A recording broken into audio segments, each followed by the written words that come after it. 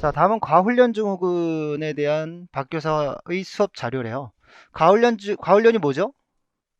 말 그대로 오버 트레이닝 한다는 얘기예요.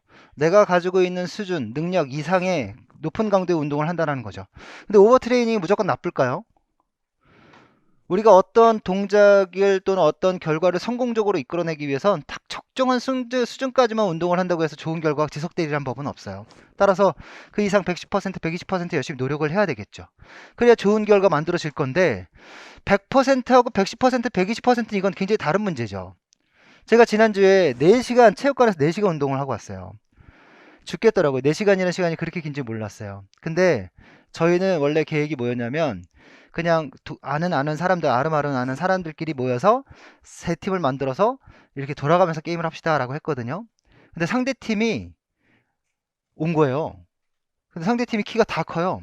180, 최초 작은 신장이 185예요. 키가 큰 사람 190이 넘어가고요. 나이가 제일 완고가 26살이래요, 거기서. 게임 중에 서전트로 덩크슛을 하더라고요. 예. 참, 어이가 없는 사람들이 온 거죠. 우리는 아저씨들인데, 40대, 50대. 근데 게임을 뛰는데 이 사람들이 가지고 있는 피지컬을 감당하려고 하니까 내가 나의 적정한 힘을 가지고는 견뎌낼 수가 없는 거예요. 그 이상의 오버 스펙을 발휘해야 되는 거죠.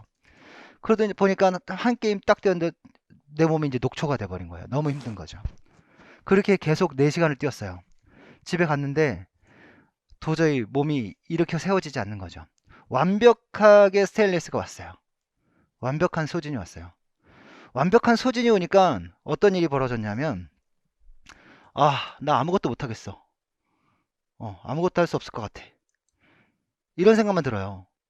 그래서 거기에 어떤 부정적인 생각을 가미하기 시작하면 나는 이제 저 나이의 사람들하고는 운동을 같이 할 수 없나 봐. 이런 생각도 들게 되고 결국에는 이 사람들과 같이 못 어울리겠어라는 결론까지 맺어질 수 있다라는 거죠. 만약에 이 스테인레스가 계속해서 진행이 된다라면 결국 오는 게 뭐냐면 번아웃이에요. 이제 완전히 탈진, 탈퇴, 내가 주어진 사회적 환경 속에서 더 이상 머무를 수 없는 상태에까지 올 수밖에 없는 상황이 이르게 되죠. 그래서 장기간 강도 높은 훈련으로 선수들이 적응 못하고 결국 수익력이 감소되는 결과를 초래하는 것을 의미한다. 잘 알고 계신 거고요. 모건은 이 과훈련을 하면 모건이 특히 이 얘기 했었어요. 모건의 빙산형 프로파일 여러분 기억나시죠? 뭐 있었죠? 정서적인 요인들이 긴장, 우울, 불안, 활력, 피로, 혼동에 대한 얘기 했었어요. 6가지. 근데 빙상형 프로파일에서 어떠한 부분은 일반적인 선수들보다 우수한 선수들이 높게 나타나더라 라고 했던 부분이었잖아요. 뭐가? 활력이.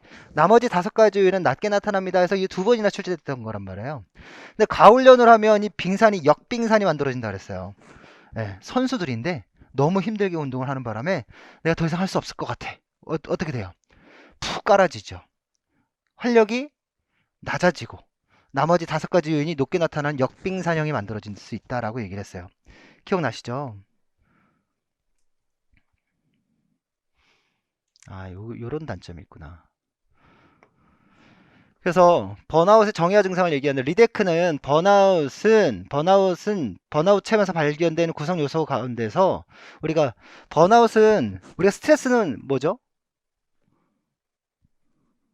환경적 요구, 과제 요구에 나의 능력이 일치하지 않는 경우죠. 근데 일치하지 않는다면 얘가 높을 수도 있고 얘가 높을 수도 있는 거니까 어떤 거예요? 후자의 경우죠.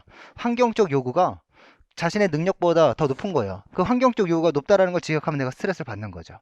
그럼 내가 번아웃이 오는 건 일상적인 삶을 살아가는 이 환경들이 또는 공부해야 될 환경들이 과도하게 힘들게 느껴지는 것들이에요. 그래서 리데크는 이 스트레스로 인해 나타나는 게 뭐냐면 어떠한 저와 스포츠에 대한 평가절하, 신체적 정서적 고갈 상태라고 얘기하고 있어요. 뭐냐면 번아웃이 오는 건 내가 뭔가 이룰 수 있다, 뭔가 할 수 있다 이런 마음이 사라지는 거거든요. 그걸 우리 뭐라 그래요?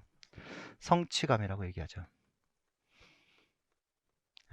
그래서 이거는 우리 교재에서도 나오는 얘기예요. 그래서 성취감 저하, 스포츠에 대한 평가절하, 신체적 정서적 고갈에 대한 얘기인데 가장 나올 만한 부분은 이 부분이라는 거죠. 그래서 여러분들 3가지 요인을 이렇게 물어볼 수도 있어요. 네 가지 요인을 물어본다라고 얘기한다면 뭐 인간관계로부터의 어떤 이탈을 얘기할 수 있을 텐데 우리 그 새로 나온 스포츠 심리학 정석 체계는 세 가지로 언급을 하고 있거든요. 그러니까 요렇게 정리를 하셔도 무방할 것 같아요. 그 다음에 번아웃의 예방이에요. 강도 높은 훈련은 수행 향상을 위해 필요하지만, 그렇죠. 우리가 피크 퍼포먼스로 가기 위해선 필요한 것이지만, 가훈련과 스트레스가 지속되면 번아웃의 위험이 높아진다. 특히 리데크에 따르면 무엇으로 운동을 계속하는 함정에 빠진, 여기에 함정이래요. 함정이래요. 여기 엔트로피드 이렇게 나오는데 이게 갇혀있다라는 뜻이잖아요. 그러니까 함정에 갇힌 거예요. 주로 우리가 언제 갇혀요? 내가 뭔가 이것 때문에 하지 않으면 안 될 것 같아. 하지 않으면 안 될 것 같아. 어쩔 수 없이 하는 거야. 라고 하는 상황. 이때 뭐예요? 나는 힘들어 죽겠는데. 제가 4시간 할 때 힘들어 죽겠거든요. 근데 4시간이 안 갔어요. 마지막 게임을 한 게임 더 하재요. 나 힘들어 죽겠는데. 힘들어 죽겠는데. 형, 빨리 와요. 야, 나 힘들어 죽겠는데. 야, 나 안 하면 안 되니까. 형이 안 하면 안 돼요. 안 하면 안 될 것 같아. 어쩔 수 없이 한 거죠. 그리고 저는 완전 탈진했어요. 어떤 마음 때문에 하는 사람들이 주로 이렇게 번아웃이 올까요? 집에 여러분 부모님 계시죠? 아버님, 어머니 아주 밝은 모습으로 여러분들 앞에서 표정을 짓고 계실지 모르겠지만 아마 그 속 내에는 많이 힘들으실 거예요. 부모로서, 아버지로서. 또 여러분들 스스로도 나는 장차 체육교사가 되고 싶은 마음에 공부하는 것도 이렇게 안 하면 안 될 것 같다라는 생각을 많이 하실 거예요. 그럴 때는 의무감 때문에 많이 힘들 때가 있죠. 발상의 전환을 해서 내가 이걸 하지 않으면 안 될 것 같아서가 아니라 이거를 함으로 인해서 내가 내 꿈을 이룰 수 있어. 이렇게 방향을 전환하시는 게 바람직하죠. 그래서 뭐 때문에? 의무감 때문에. 의무감 때문에 운동에 참여하거나 의무감 때문에 운동을 하거나 의무감 때문에 무슨 일을 하게 되는 사람들이 주로 번아웃에 오게 되는 경우가 상당히 많아요. 저도 의무감이 굉장히 강했기 때문에 누구보다 의무감과 책무를 강하게 느끼는 사람이거든요. 저도 번아웃이 와서 한 3년, 4년 고생했어요. 그래서 소진, 탈진과 관련된 문제가 나오면 아마 이 정도 수준이지 않을까라는 생각을 해봐요. 그래서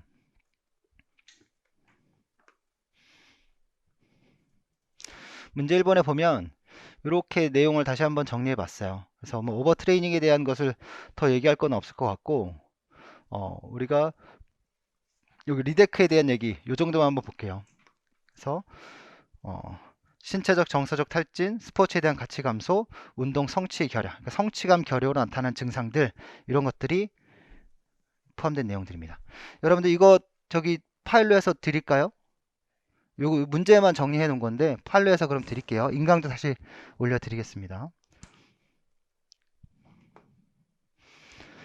다음 소진과 탈진에 대한 얘기예요. 그러니까 우리 뭐 스테인레스, 번아웃 뭐 영어로 표현을 하고 뭐 그러는데 소진이 오고 난 후에 번아웃이 오게 되죠. 그러니까 소진은 번아웃의 징후예요. 징조예요, 징조. 그렇죠? 그래서 우리가 뭐 힘들감을 힘들었고 성취감이 결여됐고 에너지가 더 이상 떨어져서 더 이상 무엇인가 할 수 없을 것 같은 느낌이 들고 상황에 대한 부정적 생각이 들기 시작하면 이건 탈진으로 오는 전조 증상이다라고 생각하시면 되겠죠. 그 다음에 2번 문제 볼게요. 우리 동기 분위기에 대한 문제도 한 2번이나 출제가 됐어요. 그래서 동기 분위기에서 나올 건 다 나왔거든요. 뭐가 나왔죠? 동기 분위기? 이게 숙달 중시 분위기냐 수행 중시 분위기 이걸 물어보는 게 하나 나왔고 또 하나가 이제 타겟 전략의 세부 내용들에 대해서 물어보는 문제들이 나왔어요. 근데 일단 문제를 보면 로버츠 등의 타겟 전략을 적용한 교사의 수업 반성 일지인데 가란에 기억에 들어갈 말을 쓰고 니은에 적용된 원칙의 명칭을 순서대로 쓰세요. 지도자의 지도 방식도 선수나 학생의 성취 동기에 영향을 준다. 지도자의 지도 방식도 학생들의 성취 동기에 영향을 준다. 그럼 성취 동기에 영향을 주는 게 뭘까요? 개인과 그 다음에 지도자의 지도 방식이니까 환경이죠. 그러니까 개인이 성취 동기에 영향을 주기도 하고 환경이 성취 동기에 영향을 주기도 한다는 거죠. 그럼 우리가 개인이 성취 동기에 영향을 주는 건 뭘로 설명했죠? 성취 동기 모델이나 성취, 목표, 성향 이론이라는가 여기서 얘기했단 말이야. 그래서 개인이 동기에 영향을 미치는 부분을 뭘로 따졌어요? 성향으로 얘기했어요. 성향에는 어떤 성향과 어떤 성향이 있어요? 자기 성향이 있고, 여기서는 이제 자아관여적 이렇게 얘기하니까 자아 부분이 있고, 또 하나가 과제가 있죠. 예. 그러면 환경도 성취 동기에 영향을 미친다라고 얘기한다면 환경이 개인의 어떤 수행에 대해서 어떠한 보상을 제공하느냐라는 것을 얘기하는 거예요. 그러니까 어떤 보상을 제공하면 뭔가 하고 싶은 마음이 들고 어떤 것은 하고 싶지 않은 마음이 들게끔 만들고, 그러니까 내가 무엇을 하는 어떤 과정에서 보상이 어떻게 오느냐에 따라서 나의 성향이 또는 동기가 결정된다라는 거죠. 나의 향상도를 가지고 보상을 제공해 줄 수도 있고, 다른 사람하고 비교해서 걔보다 더 잘했으니까 너는 뛰어난 능력을 가지고 있어라고 얘기할 때 서로 다른 성향을 강조하고 있는 분위기란 말이에요. 그래서 이 환경적 분위기도 무슨 분위기가 있어요? 수행 분위기가 있고 숙달 중시 분위기가 있죠. 여기서 관여라고 얘기했잖아요. 그러니까 내가 어떤 과제에 관여한다라고 수행 중시 분위기는 여기서 아이고 자아 관여라고 표현하고 있고, 자아는 그냥 자기죠. 숙달 중시 분위기는 과제 관여라고 표현하고 있어요. 그래서 중요한 건 이 둘 다 비교 대상이 무엇이냐? 수행 중시 분위기, 자아 관여, 즉 자기 목표 성향이다라고 얘기한다면 비교 대상이 타인과의 비교 대상이죠. 숙달 중시 분위기나 과제 중시 분위기, 과제 성향 같은 경우는 비교 대상이 자기 자신이었어요. 그럼 문제에서 나왔던 건 타겟 전략에 대한 문제가 이미 나왔고, 아이들이란 말이죠. 우리가 가르칠 대상들이 성취 동기 모델이라든가 성취 목표 성향 이론이라든가 이런 것들은 이미 아이들의 개인적인 부분이지만, 이 환경적인 부분을 어떻게 제공하느냐에 따라서 어떻게 제공하는지 얘네들이 변할 수 있다란 말이죠. 어떤 모습으로? 자기 성향인의 아이가 과제 성향인의 아이로 바꿀 수 있다라는 거죠. 그러니까 성향은 완성되어지면 바뀌지 않는 건데, 성향이 고착화되지 않은 상황이라면 우리는 아이들에게 어떠한 분위기를 조성해 줘야 될 것인가, 이게 중요하단 말이에요. 그래서 타인과의 비교하는 환경이 아니라 자기 자신과 비교하는 환경을 만들어 줘야 하는 거죠. 그렇죠? 그래서 그게 핵심이에요. 그래서 동기 분위기는 수행 중시 분위기에서는 자기 성향이나 아이들의 두각을 나타내지만, 또는 그런 성향을 가지게 되지만, 숙달 중시 분위기에서는 과제 성향을 가지게 되니 자기 성향인의 아이들을 과제 성향인의 아이들로 바꾸고 싶다면 여기를 어떤 분위기로 만들어줘라? 숙달 중시 분위기로 만들어줘라. 타겟 전략을 써라. 그래서 여기선 문제에선 이렇게 물어봤어요.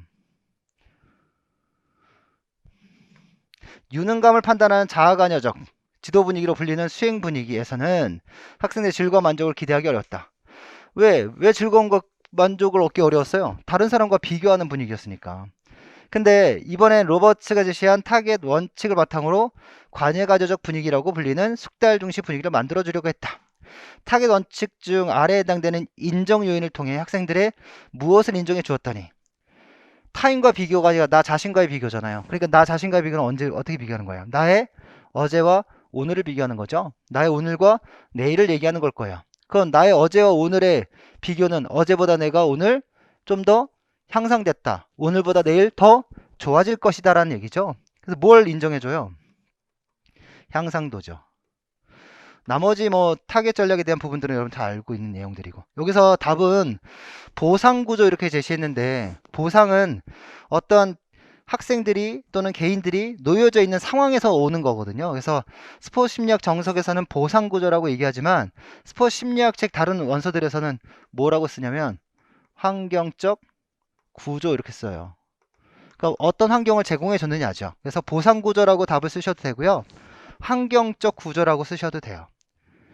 그래서 중요한 건 이런 성향이 발달되기 위해서는 무엇을 인정해 줄 것이냐가 중요한 거니까 보상적 구조로 표현하는 게 이제 가장 적절한 표현인 것 같아요. 근데 이제 좀 더 거시적으로 표현하면 환경적 구조라고 얘기해도 틀린 말은 아닙니다. 그래서 음,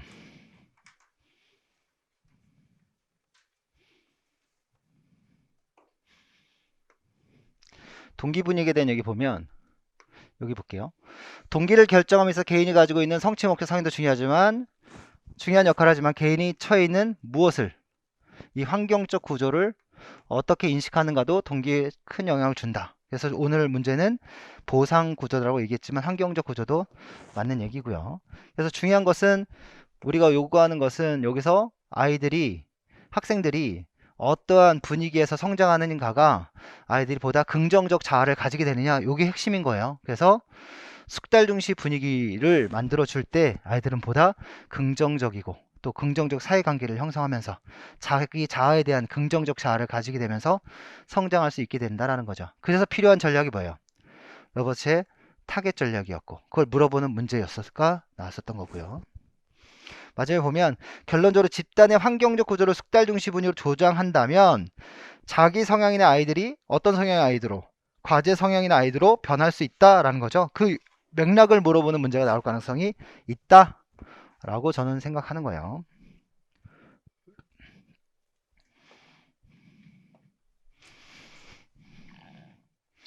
그 다음 2번 문제 볼게요.